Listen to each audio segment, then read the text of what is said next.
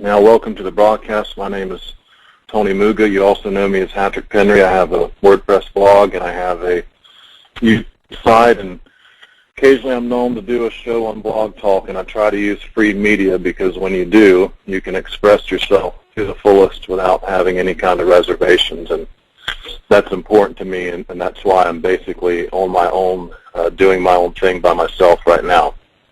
Now, tonight I want to dig right in and give you some background because many may not be familiar with what Operation Mockingbird is, in particular with the mainstream. Many of you who are searching the alternative media for answers to your questions are already somewhat aware that something's not right with the mainstream, and you know that these spokespeople on ABC News and NBC and CBS, they have people to answer to, and they're tightly controlled what they can and can't say. So many people are aware of that, but they're not aware of the Operation Mockingbird, which is an actual effort to place operatives within the media who will represent the establishment viewpoint, if I can put it that way. So what I want to do very briefly, or to begin with, is read a selection from an article on a website called whatreallyhappened.com, which incidentally did carry one of my original articles. And this is from an article by Alex Constantine, and this is selections from this article. It's not the entire article, but I'm reading pertinent sections. And the name of the article is The Depraved Spies and Moguls of the CIA's Operation Mockingbird by Alex Constantine. So reading from the article.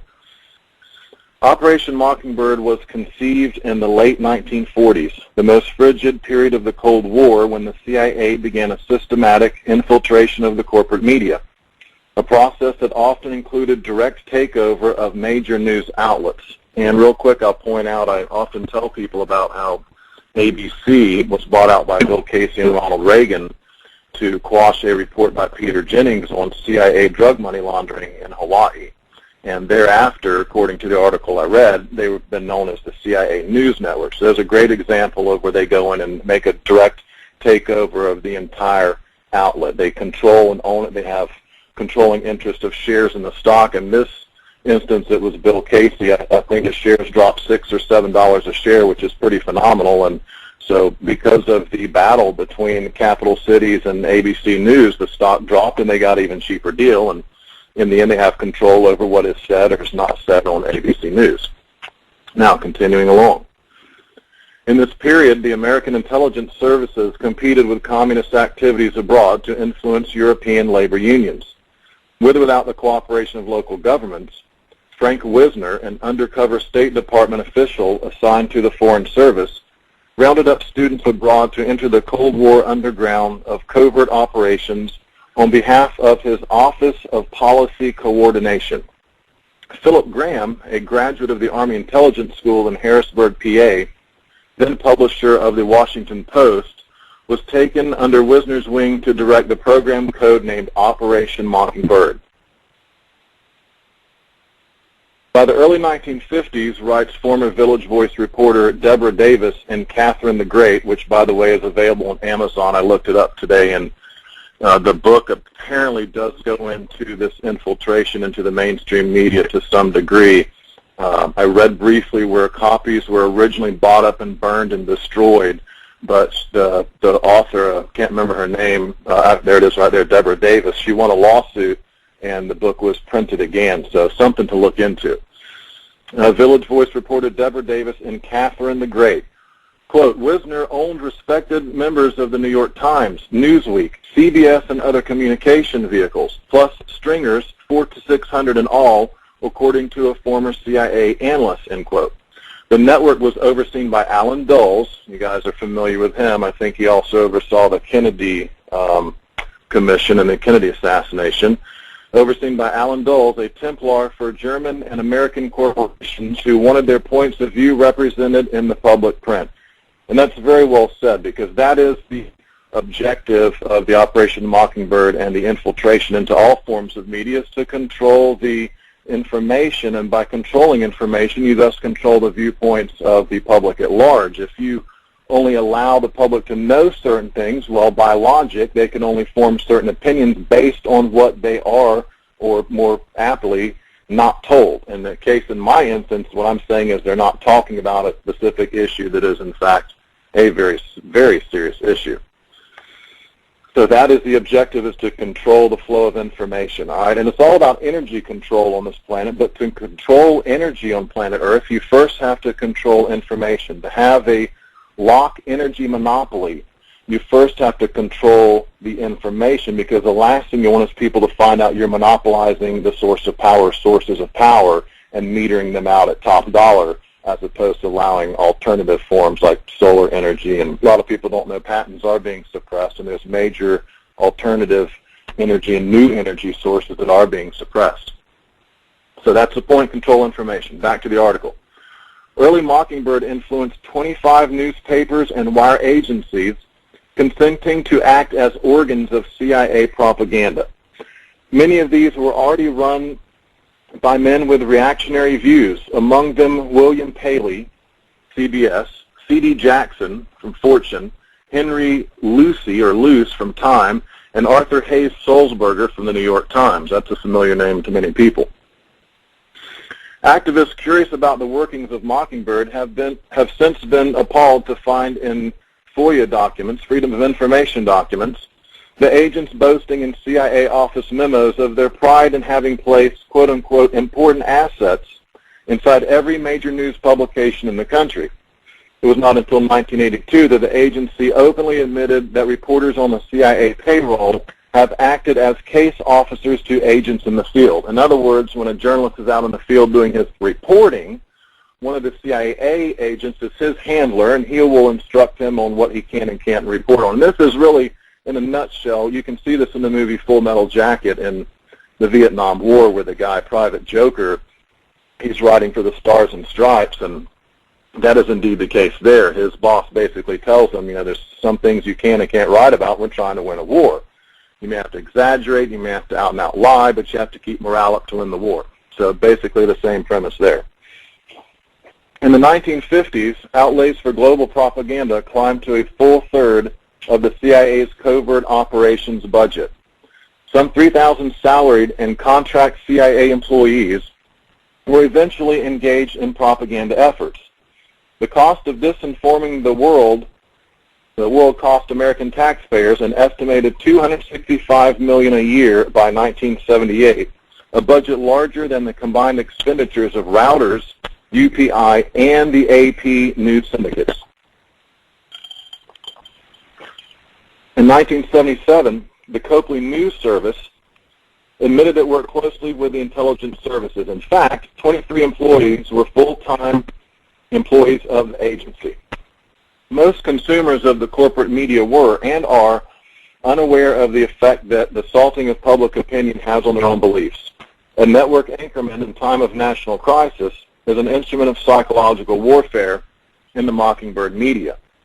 He is a creature from the national security sector's chamber of horrors. For this reason, consumers of the corporate press have reason to examine their basic beliefs about government and life in the parallel universe of these United States. And that's basically the summation of what I wanted to read from that article, courtesy of What Really Happened.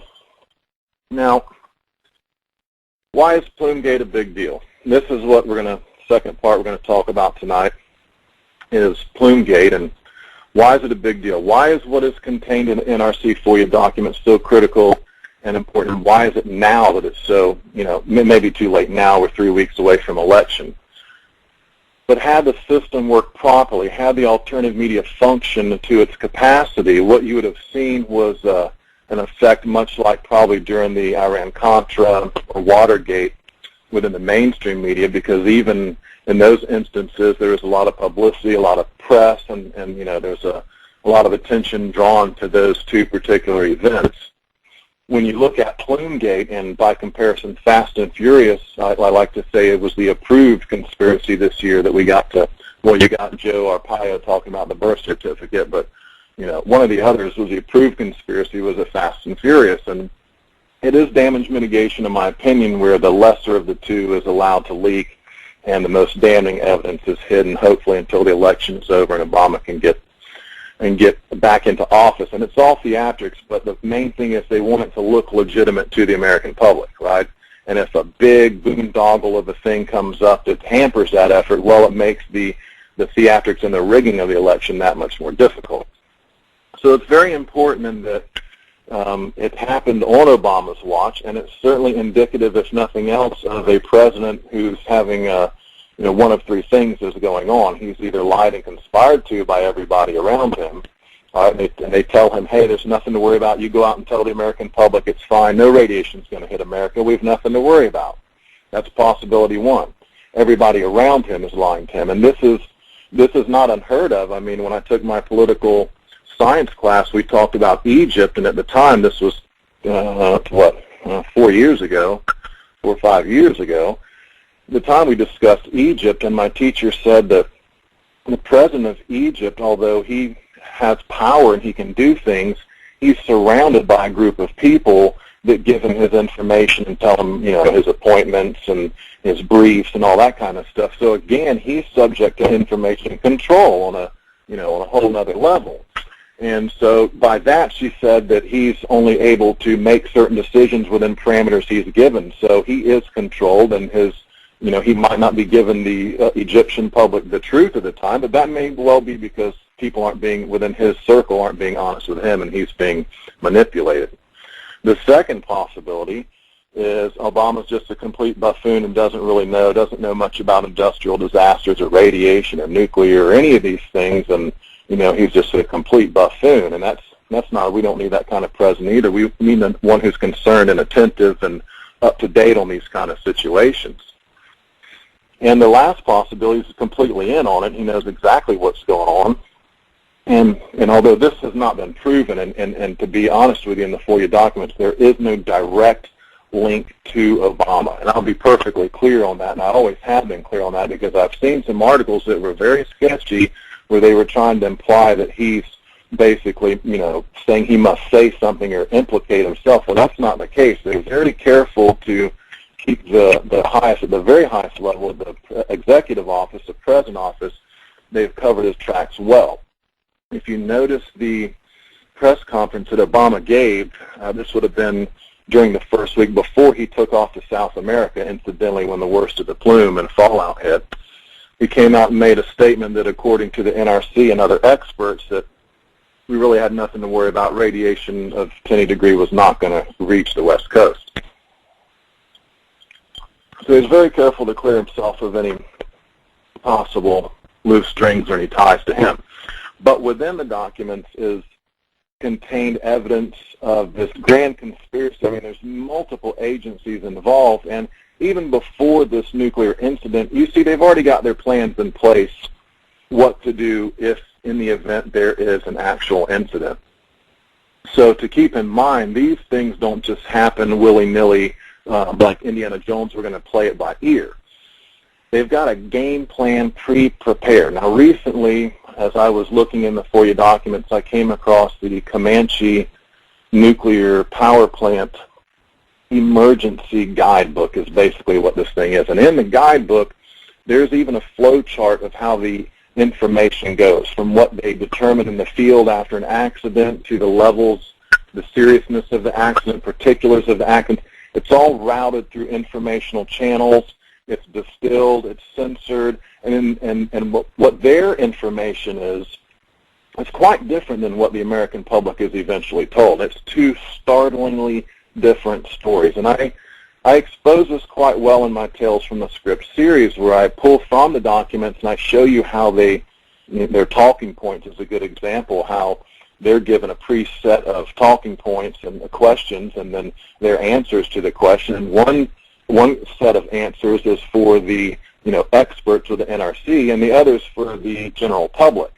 And one will say that they'll, when during a meltdown, the general public's response will be, during a meltdown, there's nothing to worry about, there's really no discharges, and it's very innocuous. In the one for the experts, NRC, it says radiation may be released and all this kind of, so there's two totally different levels of information. And also, besides just the whole organized, orchestrated, working together to obfuscate from the American public the fact that they knew about the radioactive plume and fallout. Now, this wasn't the first meltdown this planet has seen. Obfuscate from the American public the fact that they knew about the radioactive plume and fallout. Now, this wasn't the first meltdown this planet has seen. In fact, there's many more than you would believe. There's Simi Valley and some others that have been suppressed, saltwater reactors that have been suppressed, but the big ones, and the third big one, Fukushima, obviously, the two before that was 3 Mile Island and Chernobyl.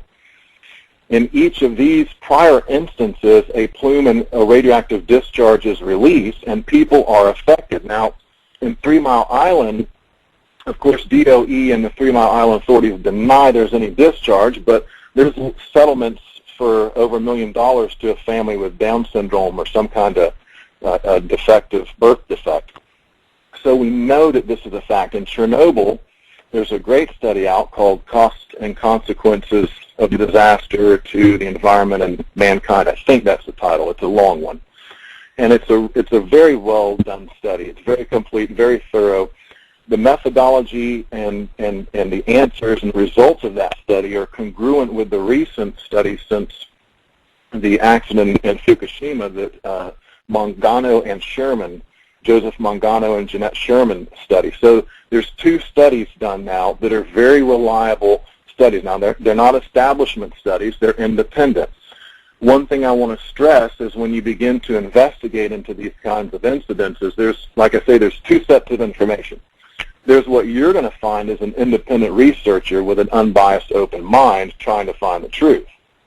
There's another group of information that is put forth and heavily promoted by moneyed interests, okay? And these are promoted by the quote-unquote shills and the quote-unquote trolls.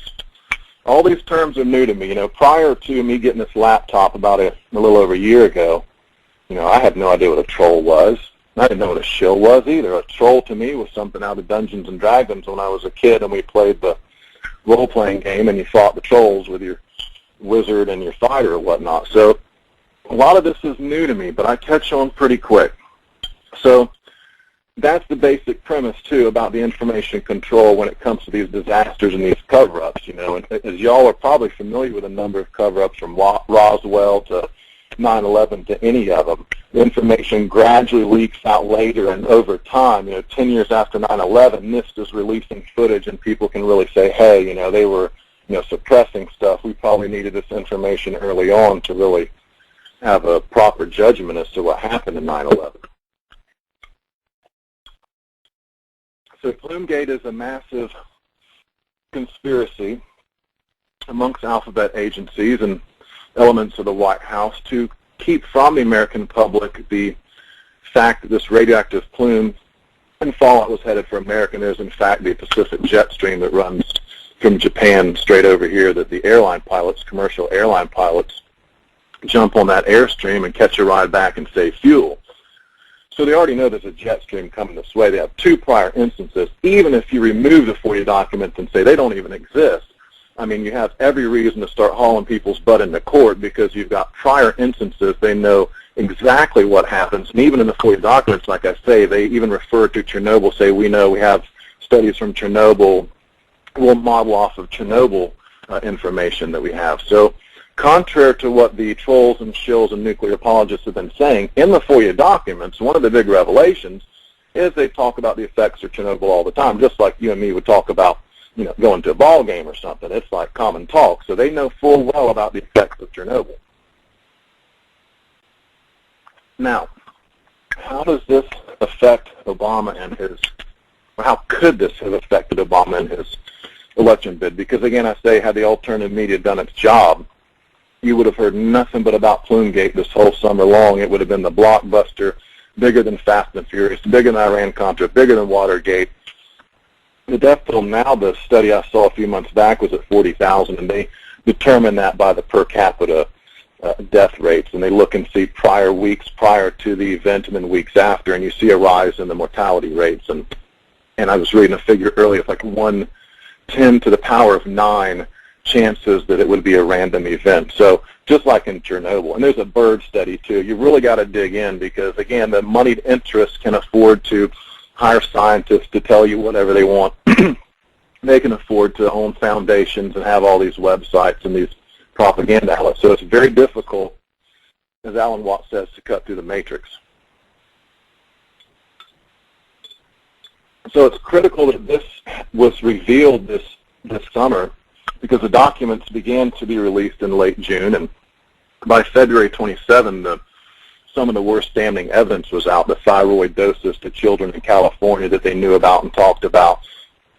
Those documents came out in February, and it's true they did blizzard the documents for those 50,000 pages, over 50,000, a lot's duplicated.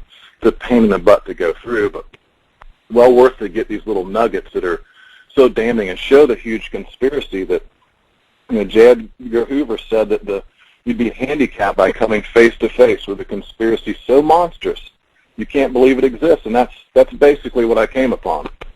So I had cognitive dissonance too. It was very difficult for a long while for me to really come to terms with, first of all, that in Plume Gate they would conspire to conceal the effects of this radioactive plume and cloud, and you know, women and children are out in the street and football players are practicing, and meanwhile, if you really dig into the studies, the plutonium rates are 50 times higher than Cold War era bomb testing. So we got dosed on a number of levels, not just cesium and not just iodine, which are the two common elements they search for, right? But they don't last long. Their half-life is relatively short. You don't want to test them for plutonium because it's around a long, long time and people really get mad.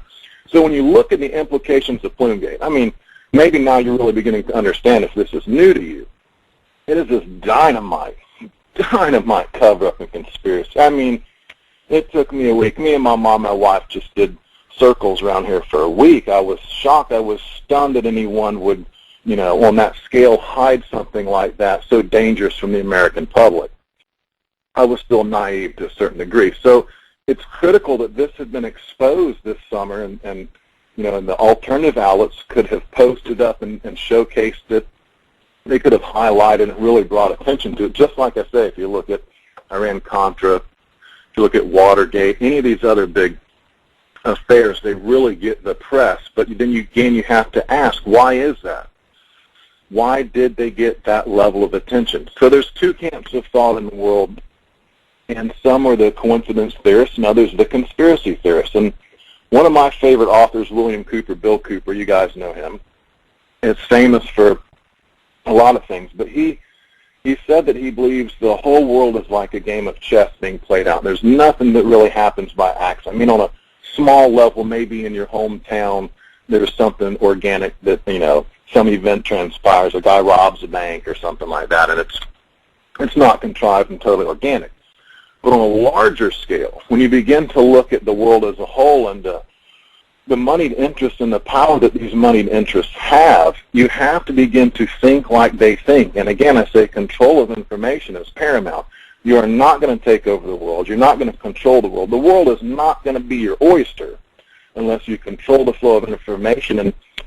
And it's not just going to stop at the mainstream media. If you think about it, it doesn't logically make sense that they would say, well, let's infiltrate the mainstream media, put all our agents in there and control that, but we'll give them the alternative media, and we'll give them the independent media, and we'll let them talk amongst themselves, and we'll leave them alone. Okay, now that just doesn't make any sense, knowing what we know about the mainstream, about the original Operation Mockingbird, and the premise of that. Why is that? That is done to control information and make the corporations appear favorably in favorable light to the public at large. So we got a few minutes left here, and I'm tired of my voices. I actually played a little guitar today and sang on my 12-string, so I haven't done that in a while because I've been cranking out videos and trying to get this word out there before the election, because I know there's not going to be all of a sudden a big, you know, burst upon the scene of Plume Gate and the NRC FOIA documents and how that should affect Obama and his reelection chances. But I want a record there so I can say, people look back and say, hey, this guy was back in February talking about this. This guy left a record, documented, screen captures, facts, dates, times, everything that happened to him, and he was saying something. And later my hopes are people will go back and look and say, you know, put two and two together, it makes sense. You know, things are starting to, the only piece of the puzzle really that makes sense is that there would be a massive infiltration and indeed damage control, information control when this, you know, terrible, damning cover-up was exposed in the FOIA documents. That's just logical sense. And the very fact that it didn't explode on the scenes. I mean, if you've seen my videos, you know I'm harping on them about talking about the Fukushima disaster, but they won't talk about what's contained within the documents and the size of the conspiracy. I mean, it's the one that Hoover talked about. It's the one JFK talked about. It is true. It's very real. There really is a giant chess game being played out, and the conspiracy is vast. It is vast, and these agents are, in my opinion, I'm going to finish up here real quick. It's larger than you tend to think. I'll put it that way. It's much larger of a conspiracy than you tend to think, but it's very sublime. Again, when you're talking about the people who are watching mainstream and believing every word they say, that's one crowd. And the second crowd is now an alternative because they know something's not right. So it just makes sense you have a more sublime infiltration of the alternative and the independent media, some elements. Again, not everyone's a troll, not everyone's a shill, but I say in order to suppress something as large and monumental and grandiose as the NRC FOIA document, Plume Gate, cover-up and conspiracy, something has to be in place. Something's not right, okay? It didn't transpire the way the alternative media was supposed to be an alternative. It's supposed to be different. I had high expectations, but then I found out it's simply not the case, and there's some things you can talk about and some things you really don't talk about. And that is a fact, and you need to pay close attention to what they won't talk about. Now, I'm going to come back in the ensuing nights, and I'm going to go into greater detail. We'll talk about the protocols of Zion and how that comes into play. We'll examine some of my articles. Maybe I'll read to you Operation Mockingbird style alternative media infiltration, because I spell it out in logical format, right? And I didn't just wake up one day and say, oh, the alternative media is corrupted. Certain things had to happen one after another until finally I'm scratching my head saying, it's the only piece of the puzzle that fits. Back to Bill Cooper before I go.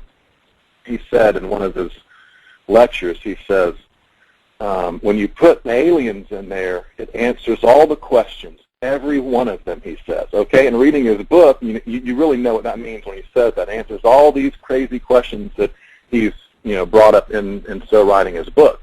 And that's what I say with my contention with the Operation Mockingbird infiltration of the alternative media, right? It's basically the same thing with the alternative media. And keep in mind that, if we can expose this and shed light on it, that's the only way things are going to change. That's the only way things are going to change. If people talk, people get involved, people open up a YouTube channel, WordPress blog, you can do it for free and start getting the information out. The fact that these mainstream and alternative are so controlled, in my opinion, and I'll offer further evidence during the ensuing weeks here, that's why we have to step up. You are going to have to get involved. Good people are going to have to get involved, where before maybe you could lay out, maybe you didn't have to. You can enjoy the ball game, drink beer, go to a movie, have a good time. People got to start to commit some of their time to changing this world. So that's my broadcast for tonight, ladies and gentlemen, and I hope you'll join me in the following days, and we'll cover everything in great detail. I'll leave nothing out, and it's basically a documented record as well. It's like a testimony, recorded testimony, if you want to put it that way. So I appreciate it. This is Hatrick Penry, and over and out. Talk to you later.